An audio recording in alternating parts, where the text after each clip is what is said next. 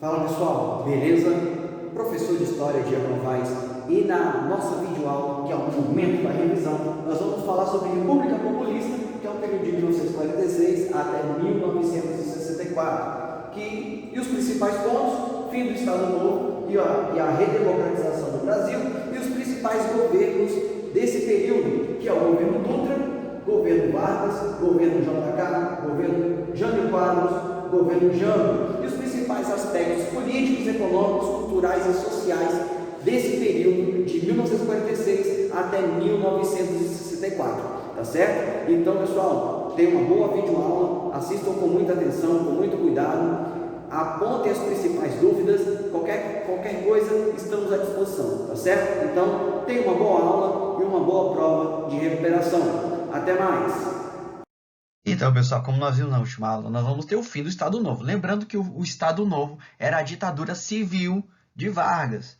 E por que esse governo vai entrar em contradição? Então, o governo Vargas, esse período ditatorial de Vargas, ele vai entrar em contradição porque o Brasil entra na Segunda Guerra Mundial no lado da Entente. E os aliados da Entente estavam lutando contra as ditaduras na Europa, contra o fascismo e o nazismo. Então, como que uma ditadura, no caso do Brasil, que estava vivendo esse período da ditadura entre 37 e 45, vai para a Europa na Segunda Guerra Mundial lutar contra as ditaduras? Então, o governo Vargas ele entra em contradição nesse momento.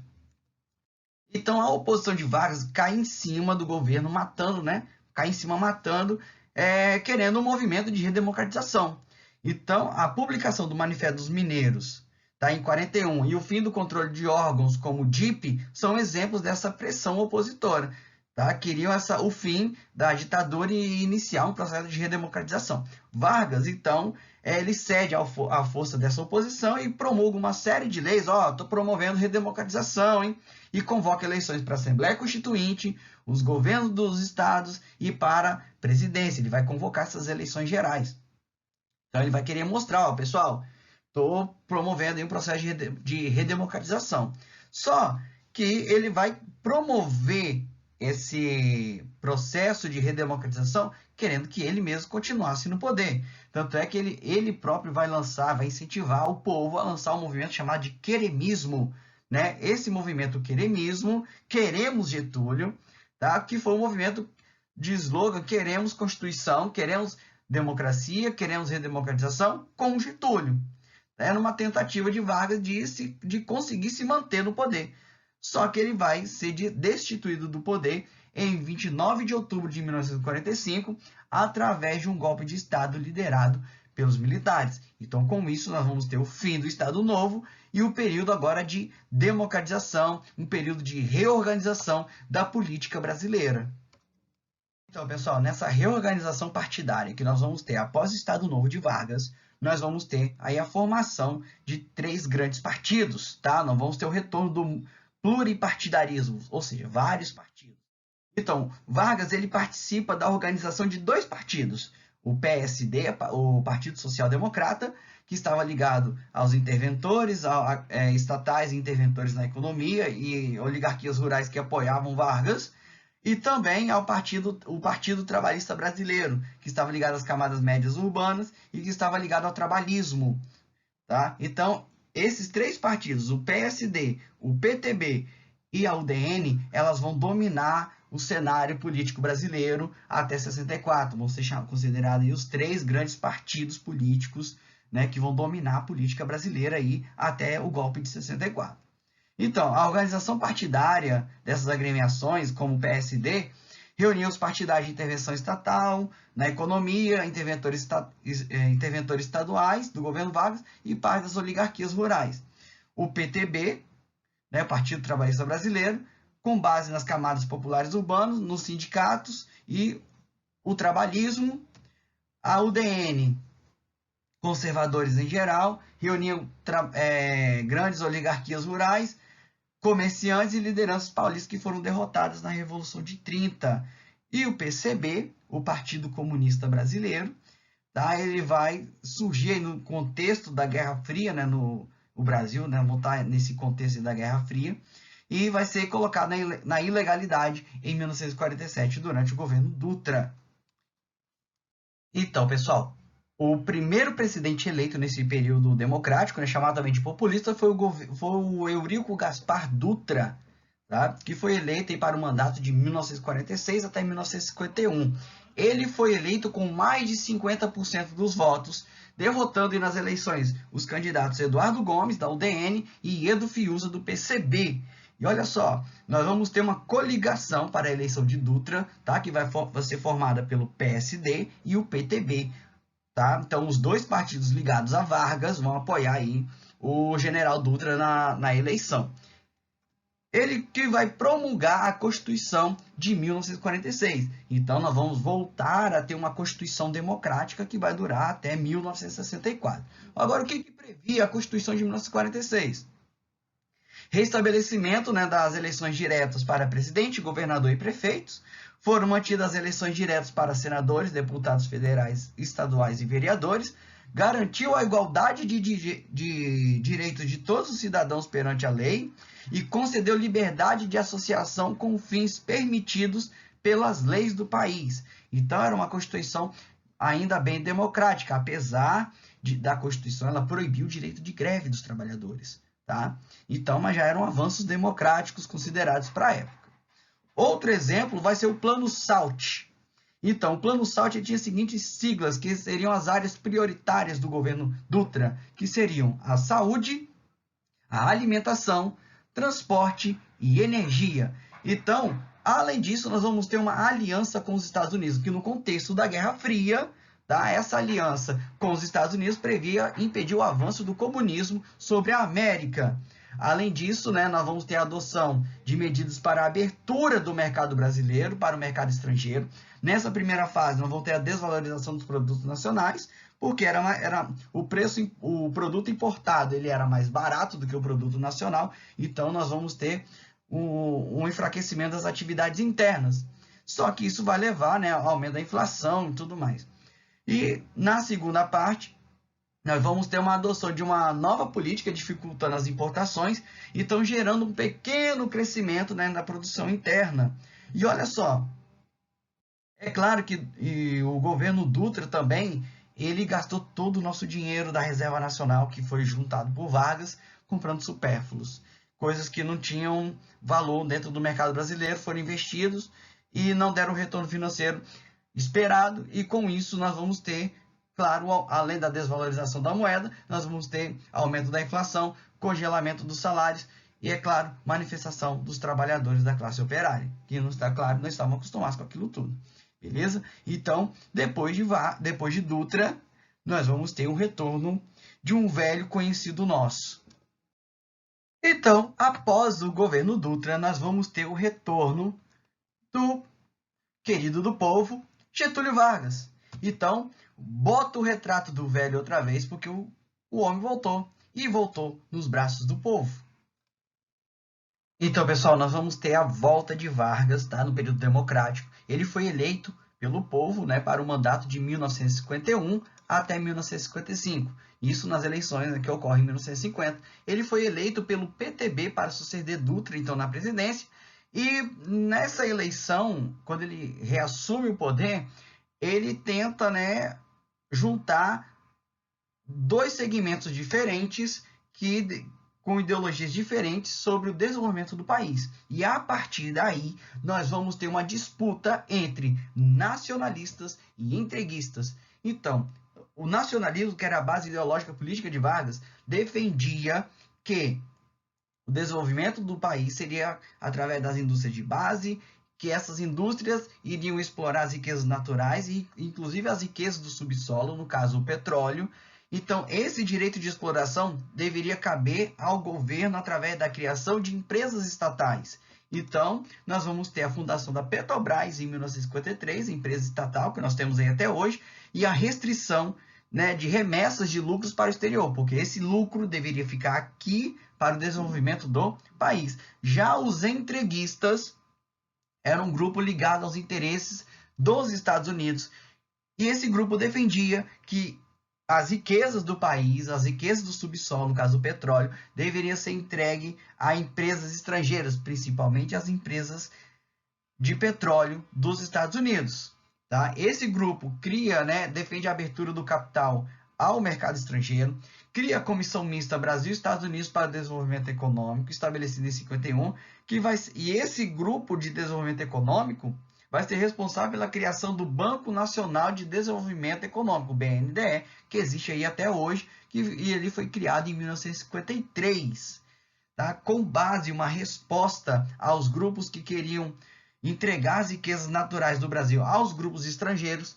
Em 1953, como foi dito, o governo lança o slogan "O petróleo é nosso". Tá? Esse slogan de governo vai ser a base de fundação da Petrobras em 1953.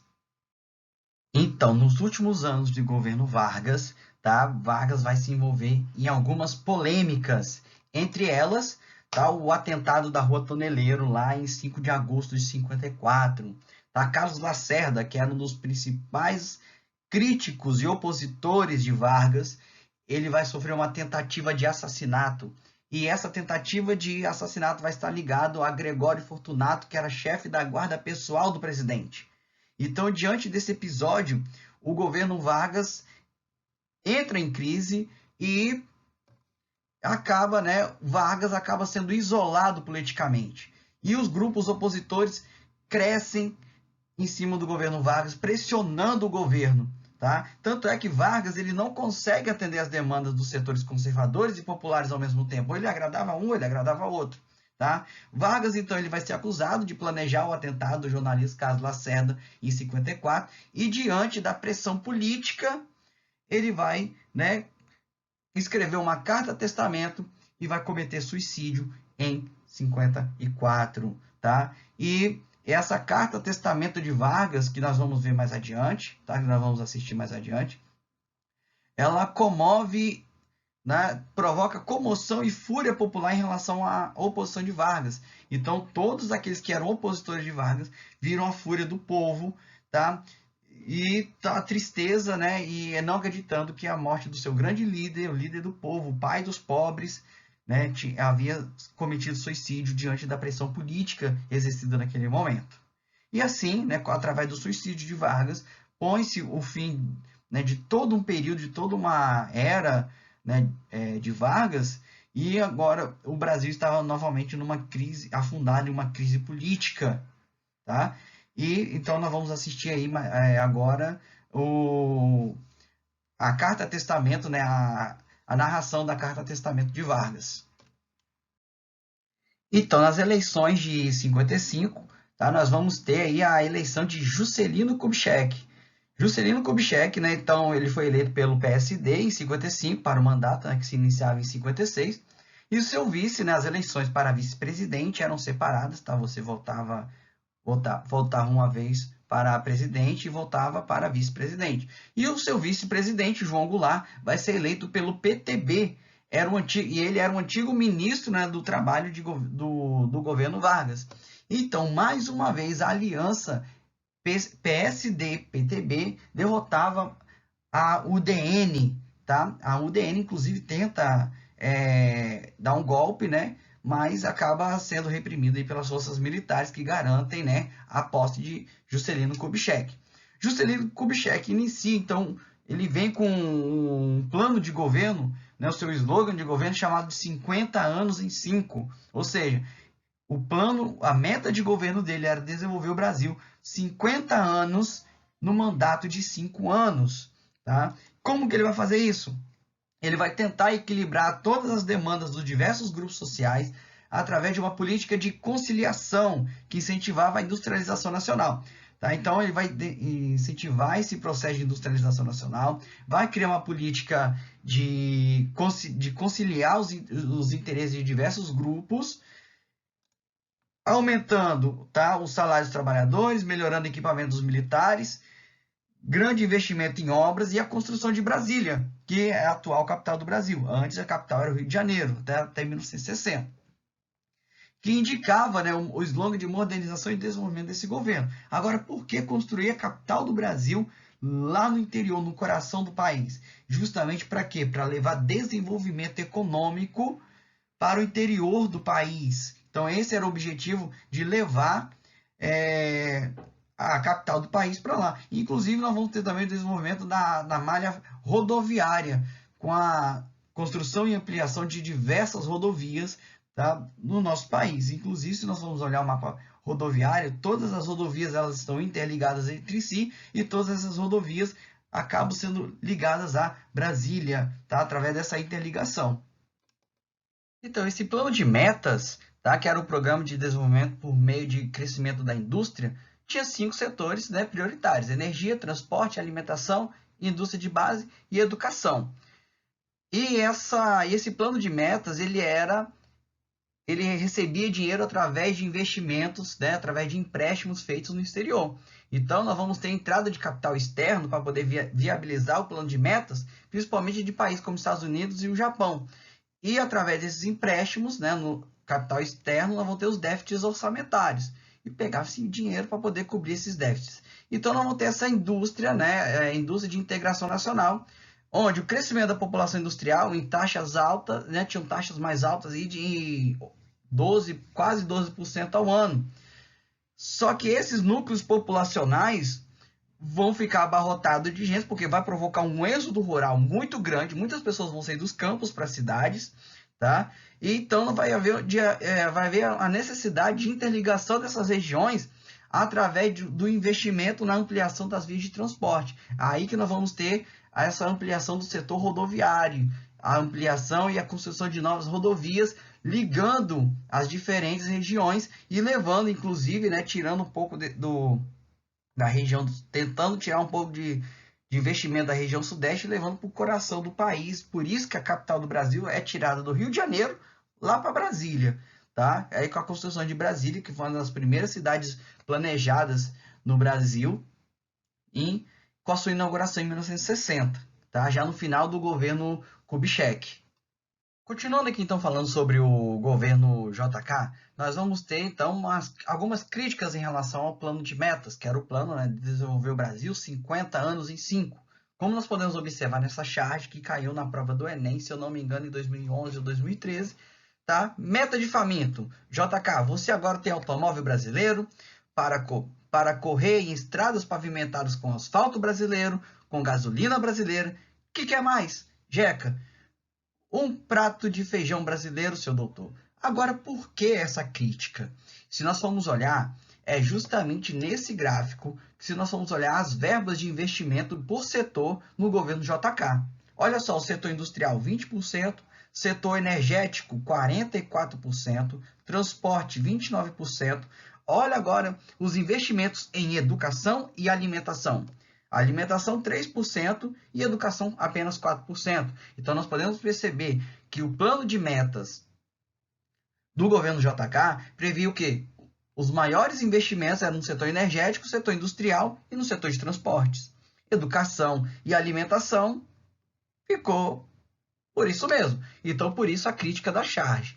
E olha só, então, essa questão da pavimentação, que nós podemos observar.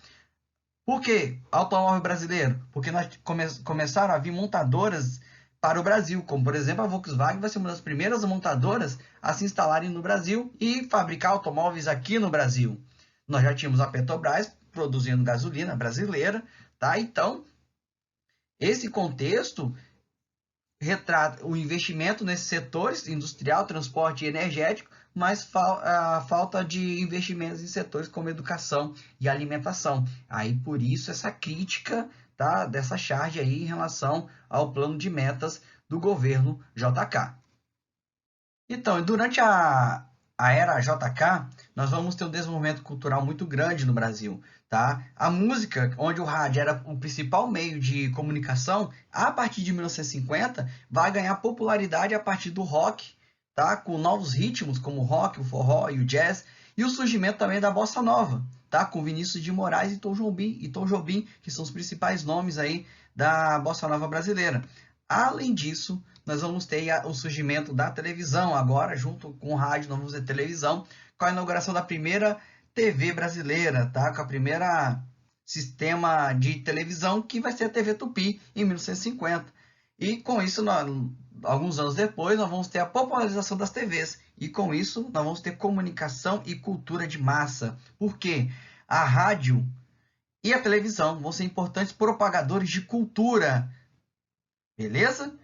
Além disso, nós vamos ter o teatro, tá? Com a profissionalização do teatro a partir de 1940 e a formação do grupo Teatro Brasileiro de Comédia. Atores, né, que dominaram as peças teatrais entre 40 e 60, como Cacilda Becker, Tônia Carreiro, Sérgio Cardoso, Paulo Altran, trabalhando com dramaturgos como Ariano Suassuna, Nelson Rodrigues e José Carlos Martins Correia. Além da música, rádio, televisão, teatro, nós vamos ter também o cinema, tá? A partir de 1950, nós vamos ter uma grande transformação no cinema brasileiro, com a fundação da Companhia Cinematográfica Vera Cruz. E o novo cinema brasileiro buscava retratar o cotidiano de parte da população brasileira, seja a questão dos problemas sociais e também da cultura brasileira.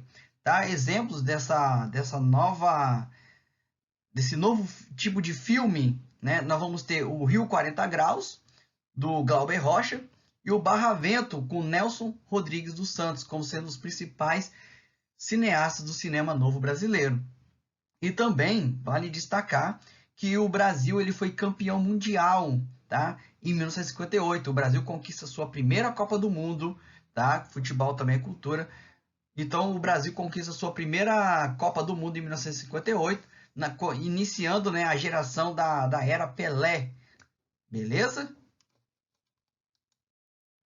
E aí, pessoal, a crise política no Brasil, ela chega, né, ela começa a ter o seu ápice com a eleição de Jânio Quadros, tá? A UDN finalmente consegue eleger um presidente da República.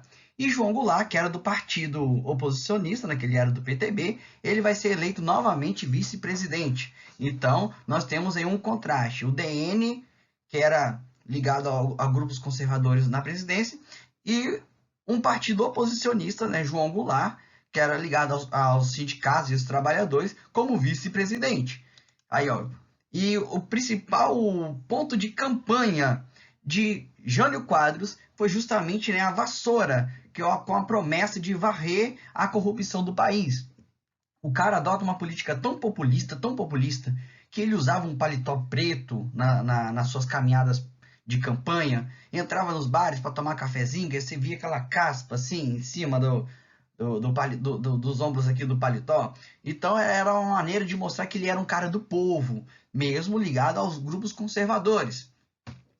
Jânio Quadros, nos seus primeiros meses de governo, ele vai adotar uma política liberal defendida pela UDN, do controle da inflação através de restrição de consumo, redução dos gastos do governo e aumento de receita. A população não estava acostumada com essas políticas populistas, vai reagir muito mal. Além disso, Jânio Quadros vai adotar uma série de medidas conservadoras, como, por exemplo, ele vai proibir as corridas de cavalo durante a semana, vai proibir o consumo de absinto e também vai proibir o uso de biquíni nas praias. Então, essas medidas conservadoras não vão resolver o problema político do país, e muito menos econômico, tá? Levando o Brasil, aumentando ainda mais, né, a crise econômica do Brasil. Nós vamos ter aumento da inflação, trabalhadores protestando e, para piorar a situação, Jânio Quadros adota uma política de neutralidade, de não alinhamento. Isso que ele falava, né? Não estou do lado nem dos Estados Unidos e nem da União Soviética. E naquele período, tá? Naquele período de Guerra Fria que estava né, acontecendo, no contexto mundial, um conflito ideológico, político, militar entre Estados Unidos e União Soviética, o Brasil sendo o maior país da América Latina, no que diz respeito à influência política e econômica, falar, não vou me alinhar a ninguém, os Estados Unidos começam a ficar de olho. E para piorar a situação, além, né, de se afastar da influência dos Estados Unidos, ele vai fortalecer relações comerciais com o bloco soviético. Ele falava uma coisa, porém ele fez outra. E para você ver que essa política de não alinhamento de Jânio Quadros era totalmente furado, ele vai condecorar em 1960,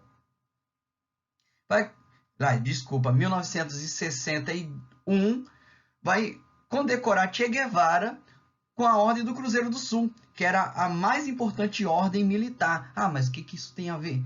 Che Guevara ele participou da Revolução Cubana em 59, que implantou o comunismo em Cuba. Então, olha a gravidade da situação. E quem estava de olho nisso tudo? Os Estados Unidos. Então, aí Jânio Quadros não tinha, né, apoio popular, e tendo uma campanha opositora, vindo até do seu próprio partido, a próprio DN criticava o seu presidente que foi eleito, né, pelo povo.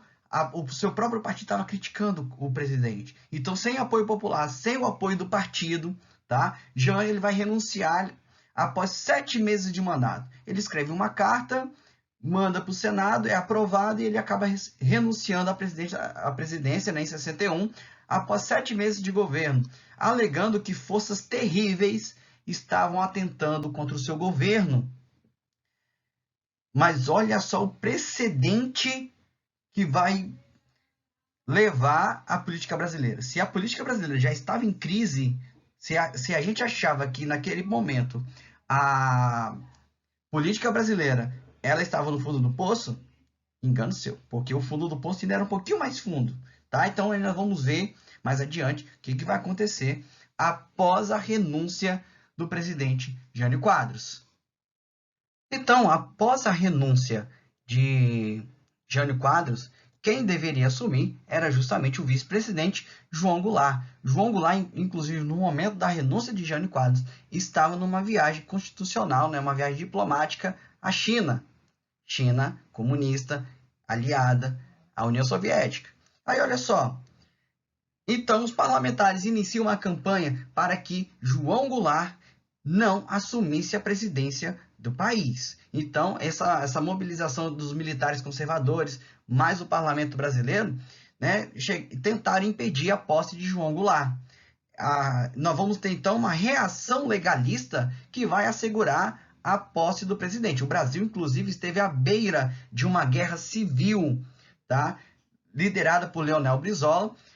Campanha da legalidade. É legal que Jango assuma, porque ele foi eleito pelo povo. Tá? Então, o vice-presidente João Goulart acaba assumindo a presidência do país num acordo entre o presidente e o parlamento e os grupos mais conservadores. Então, nós vamos estabelecer o seguinte, foi estabelecido uma espécie de um golpe branco, né? E com a instauração do parlamentarismo. O João Goulart iria assumir, porém ele não iria governar. Os poderes de João Goulart foram bastante limitados. Quem iria governar era o presidente da Câmara, que iria governar o Brasil nesse período. Então, nós vamos ter em 63 um plebiscito perguntando à população se teria, se continuasse com o parlamentarismo ou voltasse com o presidencialismo. A votação do plebiscito deu a vitória do não ao parlamentarismo. Então, Jango ele volta com seus poderes, tá? Com seus poderes totalmente restaurados, como é o poder do presidente da República. Após a vitória de Jango no plebiscito, em que dava novamente os poderes, o Jango ele inicia, né, lança, né, uma política econômica nacional desenvolvimentista e planejou implantar reformas de base, entre elas a reforma agrária. Mas, afinal de contas, o que eram essas reformas de base? Então, essa reforma de base era um plano trienal, com reforma agrária, fiscal, educacional, bancária e eleitoral. Para o governo, elas eram necessárias para o desenvolvimento de um capitalismo nacional e progressista. E olha só que muita gente achava, principalmente a ala conservadora e oposicionista a Jango, defendia que a reforma de base levaria o Brasil no caminho do comunismo. Então, o Congresso Nacional ele rejeita a proposta das reformas de base, considerando o projeto muito radical. E a tensão política cresce com descontentamento ainda maior dos militares e até mesmo de alas tradicionalmente favoráveis a João Goulart. Ninguém vai ficar satisfeito porque temiam que esse plano trienal, essa reforma de base, levaria o Brasil rumo ao comunismo e a uma aliança com a União Soviética e com a China comunista. Então, grupos tradicionais, né, ligados à oposição vão lançar, né, a Marcha da Família com Deus pela Liberdade. Essa campanha, essa passeata, esse protesto, estavam chamando o Jango de comunista. Por quê? Comunista tem fama de ser contra a família.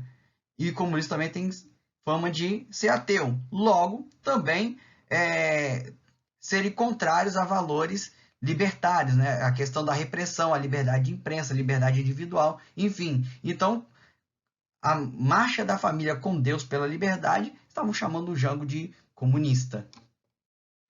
Então, um importante grupo também que vai estar no ápice, né, dessa crise política no Brasil, nesse início de década de 60, são as ligas camponesas, que na década de 50 o Brasil presenciou pela primeira vez o nascimento de uma organização de trabalhadores rurais pronta para exigir terras. Essa pressão do aumento da pobreza gerou, né, as ligas camponesas, que se espalharam por vários estados do país e tinham como líder o advogado Francisco Julião. O estilo de ação das ligas era a ocupação de terras e a reivindicação por reforma agrária. Algo que, então, essas ligas camponesas, ela vai dar uma origem a vários movimentos que lutam pelo direito de terra, como, por exemplo, o MST atualmente. A transição dos anos entre 63 e 64 vai ser de radicalização política. Por quê? A política de esquerda mais radical, com principais nomes aí como Leonel Brizola e Miguel Arraes, vão querer adotar as reformas de base, mesmo sem aprovação do Congresso. E a solução golpista, né, que defendiam, que estavam ligados a Carlos Lacerda, Adhemar de Barros e Magalhães Pinto, a adoção de campanha pública contra Jango. Então isso acabava aí dividindo a opinião pública. E a opção de João Goulart foi fazer o quê? Restringir a remessa de lucros para o exterior, e seu discurso culpava o imperialismo americano e investiu no projeto das reformas de base. Inclusive, olha só, quem estava de olho em toda essa crise política, essa movimentação política no Brasil, no início da década de 60, era justamente os Estados Unidos. Lembrando que os Estados Unidos tinham um interesse, o Brasil era considerado um país-chave para poder controlar, né, o avanço comunista sobre a América do Sul. Então, pessoal, o ano de 64 ele vai ser decisivo para a política brasileira. Por quê? O golpe militar, a guinada para a esquerda de Goulart, faz crescer o apoio entre os militares aos golpistas e assusta a classe média, principalmente a classe média. Daí vem o quê? Após a Marcha da Família com Deus pela Liberdade, no qual estavam chamando aí Jango, indiretamente estavam chamando o Jango de comunista, os militares tiveram a sinalização de que precisavam, né, o apoio popular ali para prosseguir com a ideia de um golpe. Por quê? Os próprios meios de comunicação, né, estamos na encruzilhada democracia ou comunismo, acabavam dividindo a opinião pública cada vez mais. E o discurso militar sobre os perigos do comunismo e a ameaça, né, e a possível ameaça aos valores cristãos. O estopim do golpe, né, que vai ser a defesa de Goulart a marinheiros que teriam cometido uma indisciplina militar, foi estopim para o golpe.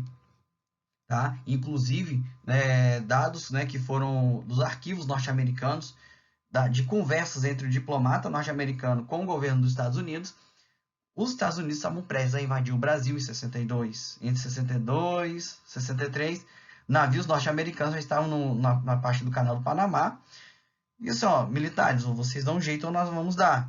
Os militares resolveram. Então a opinião pública, principalmente da ala conservadora, com campanhas, né, com manifestações, com militares, salvem o Brasil, nós vamos ter, né, então, o exílio de João Goulart para o Uruguai, e Mazzilli, ele acaba assumindo interinamente a presidência em 31 de março, no dia 1º de abril de 1964, inicia o governo dos militares, que vai durar de 64 até 1985.